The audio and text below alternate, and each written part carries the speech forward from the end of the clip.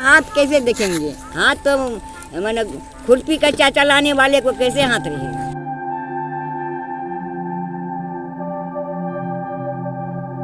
मजदूरी जब पेट नहीं भरेगा तो क्या करना है? मजदूरी नहीं करना है। पेट के खाई से कुछ भी कर सकते हैं। पूरा नेता सब आता है वैसे घूम फिर के चले जाता है, कोई सहयोग नहीं है। 23 नवंबर 1965 को संसद भवन में एक श्रद्धांजलि पढ़ी गई। ये श्रद्धांजलि किराय मुसहर के लिए थी, जो बिहार के पहले दलित सांसद थे। ये श्रद्धांजलि डॉक्टर राम मनोहर लोहिया, जो कि प्रसिद्ध समाजवादी नेता और फर्रुखाबाद से सांसद थे, उन्होंने किराय मुसहर के लिए पढ़ी थी।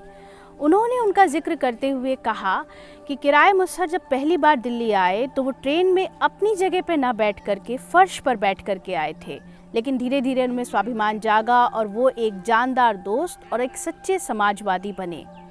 किराय मुसहर का जिक्र करते हुए डॉक्टर राम मनोहर लोहिया कहते हैं कि ये बहुत अच्छी बात है, खुशी की बात है कि भारत में आज़ादी के बाद आदिवासी, पिछड़े, महिलाएं, इन सब में धीरे धीरे स्वाभिमान और निर्भीकता जाग रही है। लेकिन साथ ही वो ये भी कहते हैं कि किराय मुसहर की मौत 18 अगस्त 1965 को जो हुई वो अभावों के कारण हुई। आज़ादी के 75 साल बाद भी क्या किराय मुसहर के परिवार और खुद किराय मुसहर की जो परंपरा है उसमें ये अभाव आज भी जिंदा है? ये जानने के लिए शेड्स ऑफ रूरल इंडिया किराय मुसहर के गांव मधेपुरा के मुरहो पहुंचा।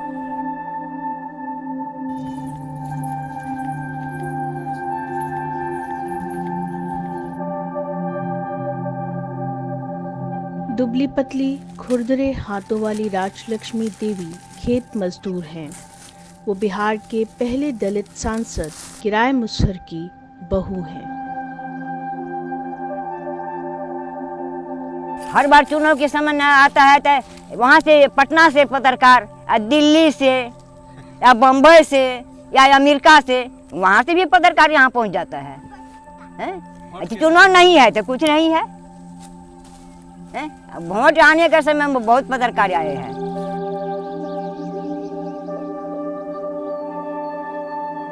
भागलपुर सह पूर्णिया क्षेत्र से पहली लोकसभा के सांसद थे किराय मुसहर।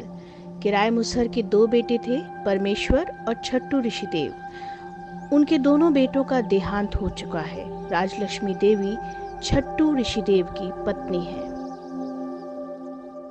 भागलपुर सह पूर्णिया से चुनाव लड़े किराय मुसहर। लोहिया डॉक्टर ने कल के किराय मुसहर जहाँ से मन है तहाँ से चुनाव लड़ सकते हैं, लड़िए। तो एकदम फ्री में लड़े रहे चुनाव, यहाँ से मददकारी रहे। तो अब हम तो किराय मुसहर के हम पुतौह भेलो, ओकरा 3 गो नाति छै, 2 गो नतनी छै। बिहार के मधेपुरा के मुरहो गांव में किराय मुसहर का जन्म 1920 में हुआ था। इन्हीं पतली गलियों से निकलकर वो संसद की आलीशान इमारत तक पहुंचे थे। लेकिन आज के नेताओं से इतर उन्होंने अपने परिवार के लिए कुछ नहीं किया, बल्कि परिवार के पास जो 20 बीघा खेत था वो भी किराय मुसहर के इलाज में बिकता चला गया।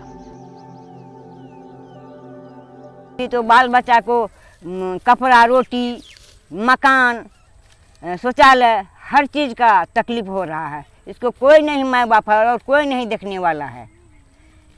तो अब हम क्या बता सकेंगे? आपके घर में तो शौचालय भी नहीं है, चूल्हा नहीं है, शौचालय नहीं है उनके घर में। हर चीज़ का दिक्कत हो रहा है।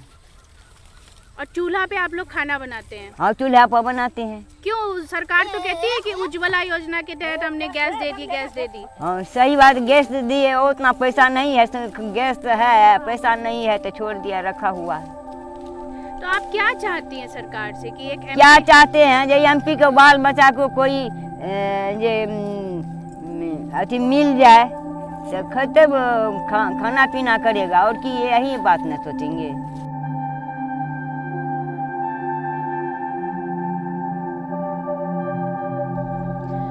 दिलचस्प है कि मुरहो गांव के ही बिंदेश्वरी प्रसाद मंडल थे, जिनके मंडल कमीशन ने देश की राजनीति को नया मोड़ दिया। लेकिन उसी मुरहो गांव में बीपी मंडल के घर से कुछ दूर किराए मुसहर के परिवार का जीवन नहीं बदला।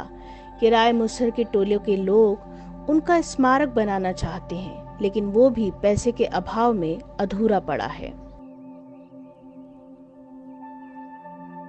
तो ये स्मारक जो है ये अभी पूरा नहीं हो पाया है। ये स्मारक अभी ये पूरा नेता सब आता है वैसे घूम फिर के चले जाता है, कोई सहयोग नहीं है। किराए मुसहर की बहू राजलक्ष्मी मुखिया को चुनाव लड़ चुकी हैं। उनके पति छट्टू ऋषिदेव भी 3 बार विधानसभा चुनाव लड़े। सरकार कुछ करती है तो गरीब दुखिया छै तो कमाई कर के खाई छै, की करे छै सरकार। आबै छै वोट के समय आबै छै तो गोर लागै छियै, जिता दे हम हे ई दवा वो दवा कुछ नहीं दै छै। राजलक्ष्मी देवी की एक बेटी है जिनके 5 बच्चे हैं। इन बच्चों में से सबसे बड़ा दीपक बिहार के लाखों मजदूरों की तरह पंजाब कमाने के लिए चला गया है। वो अब वोट देने नहीं आएगा। पेट की भूख राजनीति की चमक दमक पर कहीं ज्यादा भारी है। दुनिया के सबसे बड़े लोकतंत्र की दरअसल यही असल कहानी है।